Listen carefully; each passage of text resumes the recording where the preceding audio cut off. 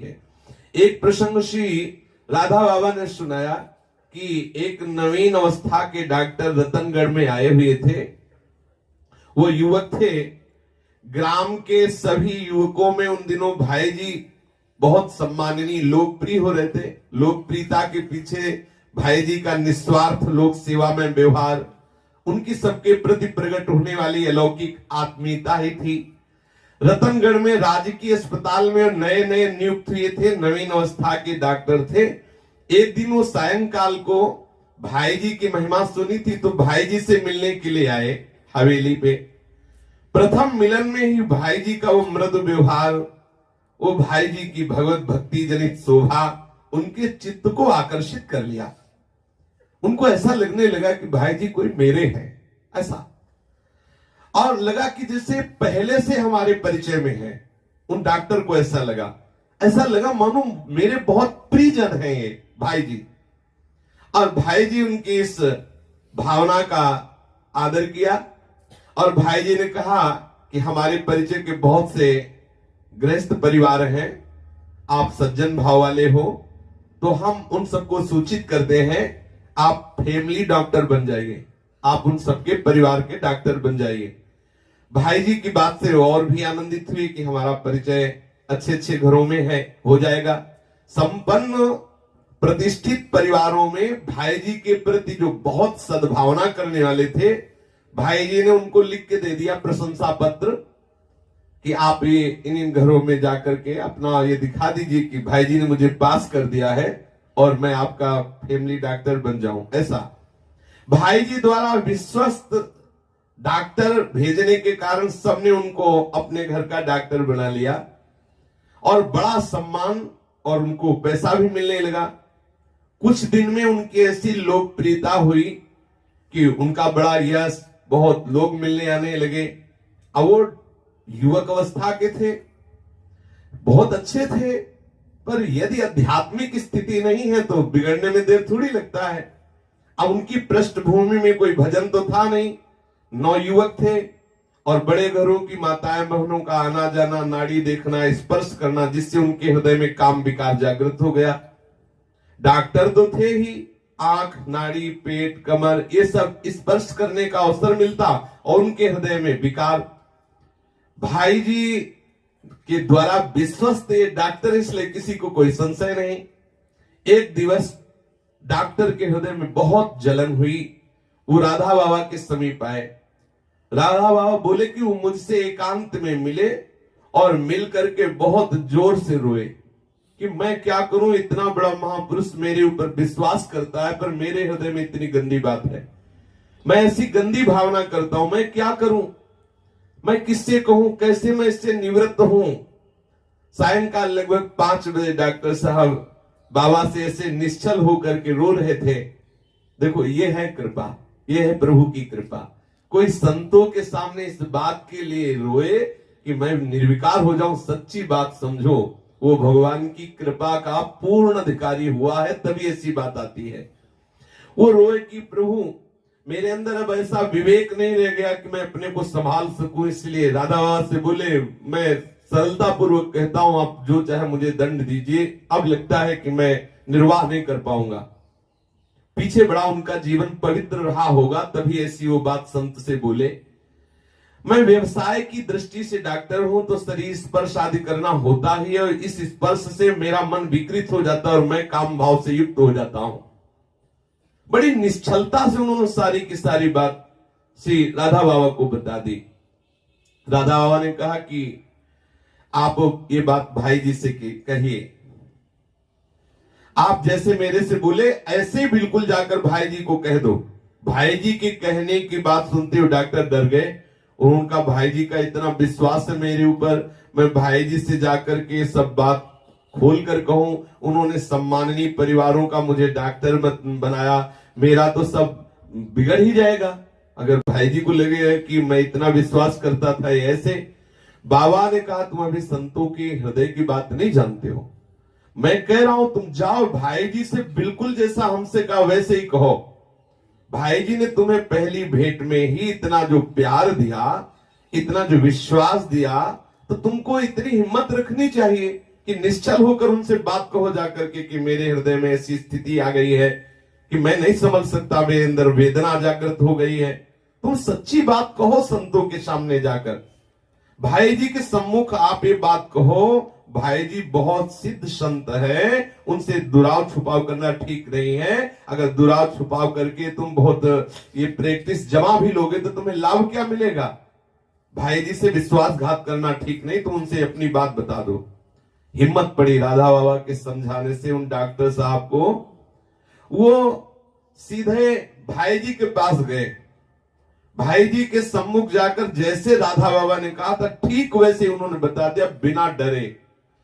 भाई जी ने जो ही बात सुनी एकदम क्रोधावेश में भर गए और क्रोध में भर के लाल लाल आंख करते हुए डॉक्टर से कहा तुरंत निकल जा मेरे पास से, कभी आकर मेरे सामने मुख मत दिखलाना। मैंने तेरे को सच्चरित्र समझा, पवित्र भक्त परिवारों की बहु बेटियों का जहां समुदाय है वहां तुझे डॉक्टर बनाया, तू इतना गंदा प्रकृति का कि उनके प्रति काम भाव रखता है, जा कभी मेरे सामने मत आना। ऐसे भाई जी ने डांटा। भाई जी के क्रोध को देखकर तो डॉक्टर की दशा बदल गई। उसने सोचा बड़ा गड़बड़ कर दिया राधा बाबा ने जो मुझे यहां भेज दिया, अब तो सब बेकार हो गया। अब तो कोई अवसर ही नहीं कि वो खड़ा रह सके। उसे लग रहा था जमीन फट जाए, मैं धंस जाऊं। पसीना पसीना हो गया, आंखों से आंसू चल रही, मुंह से बात नहीं। बड़ी हिम्मत करके हाथ जोड़ के बोला भाई जी बस क्षमा कर दीजिए, आज के बाद कभी ऐसी कोई गलती नहीं होगी और मैं यहां से एकदम भाग जाऊंगा, किसी को पता भी नहीं चलेगा, मैं किसी घर में अब डॉक्टरी नहीं करूंगा। वो कह करके रोता हुआ जी वापस होने लगा। भाई जी शांत हुए और उन्होंने कहा कि डॉक्टर साहब देखो आप मेरे बालक ही हैं, मैं अपनापन समझ करके ही तुम्हें डांटा है, जिससे मैं अपनापन समझता हूं उस पर उत्तेजित होता हूं, सब पर नहीं। इसलिए तुम मेरे बालक ही हो इसलिए मैंने डांटा है, परम आवश्यक था इस समय तुम्हें डांट लगाना। अभी तो तुम जाओ, शाम के मेरे पास आना, अवश्य आना, निश्चित आए, तुम आओ, शाम के मेरे पास आओ। अब डॉक्टर नीचा मुख किए मानो सब कुछ लुट गया। वो सोच रहे थे मैंने क्यों भाई जी से बता दिया। अब अंदर ही अंदर बहुत उनके हृदय में दुख हो रहा था। किसी तरह धैर्य बंधाया कि चलो एक बार हृदय की बात भाई जी को बता दी, भाई जी ने कुछ प्यार तो किया, अब शाम के थोड़ा और डांट लेंगे और क्या करेंगे, कोई ना कोई रास्ता तो निकलेगा। अब भाई जी का रोष उन्हें बार बार याद आता कि इतना गुस्सा महात्मा में, इतना। और तो देखो संतों में जो गुस्सा दिखाई देता है वो भूत को उतारने के लिए होता है, जो अंदर विकार रूपी भूत होता है। बकाया जिसके हृदय में भगवत चिंतन होता है वहां क्रोध कहां, वहां विकार कहां। विकार का एक नाटक स्वरूप हो सकता है, विकार नहीं। दूसरे दिन डॉक्टर बहुत हिम्मत करके एक एक कदम बढ़ाते हुए कि आज पता नहीं क्या गुजरेगा, और वो जे ही कमरे में गए तो आज कमरे में प्रवेश करते ही जे ही दरवाजा खुला तो आश्चर्य का ठिकाना रहा। देखा कि भाई जी जिस डेस्क में बैठे हुए थे उसी के सामने नव किशोर अवस्था मोर मुकुट धारण किए हुए ठाकुर जी बैठे, बिल्कुल ऐसे जैसे सूरदास जी पद सुना रहे और ठाकुर जी बैठे सुन रहे, ऐसे भाई जी संपादन कर रहे हैं, उस ठाकुर जी सामने बैठे हुए। वो वापस बाहर निकला, उसने सोचा कहीं हम मतलब कुछ भ्रम में तो नहीं है, तो बाहर पानी रखा था, पानी से मुंह धोया, फिर अंदर गया, फिर देखा तो भाई जी एकाग्रता पूर्वक संपादन कर रहे हैं और ठाकुर जी बैठे हुए जैसे पद सुनाया जा रहा है और सुन रहे हो। उसको लगा कि हमें लगता है हमारा मस्तिष्क ठीक नहीं है, नहीं तो ये हमें ऐसा कैसे, भाई जी के सम्मुख साक्षात प्रभु बैठे, ये मेरे भाव में चल रहा है, ये सामने दृश्य देख रहे हैं। वो फिर बाहर आया तो एक पेन निकाली, डॉक्टर था ही, पिन, और उस पिन से चुभोया, मतलब मैं जग रहा हूं कि नहीं, ऐसे चुभोया, चेतना हाँ लग तो रहा है, मैं जग रहा हूं क्योंकि पिन लग रहा है।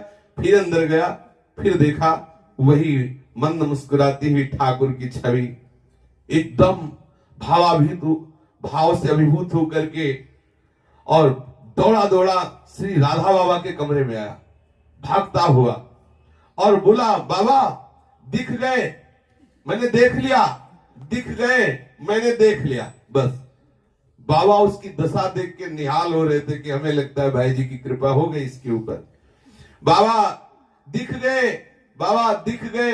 बाबा ने कहा कि क्या दिख गए, बस वो यही बोल पाता, बाबा दिख गए, मैं निहाल हो गया।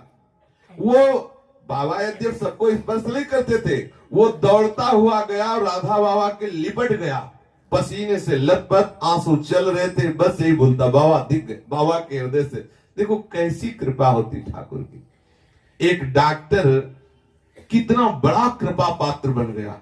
यही होता है कि तिनका जैसे कभी कभी बहता हुआ किनारे लग जाता है, कोई साधना नहीं, कैसी करुणा हुई कि महापुरुषों का सानिध्य मिला और भगवत साक्षात्कार का संयोग बन गया। हंसते खेलते बड़े बड़े मुनिजन जतन करते रहते हैं, ऐसे प्रभु को देखो हंसते खेलते, डांट लग गई, जरा सी बात में डांट लगी, भगवत साक्षात्कार की योग्यता आ गई, राधा बाबा की लिपट गया और बस अश्रु चल रहे हैं, पसीने से लथपथ है, आंखों से आंसुओं की धार, मुख से वाणी नहीं निकल रही, बीच बीच में हिचकियां निकल रही।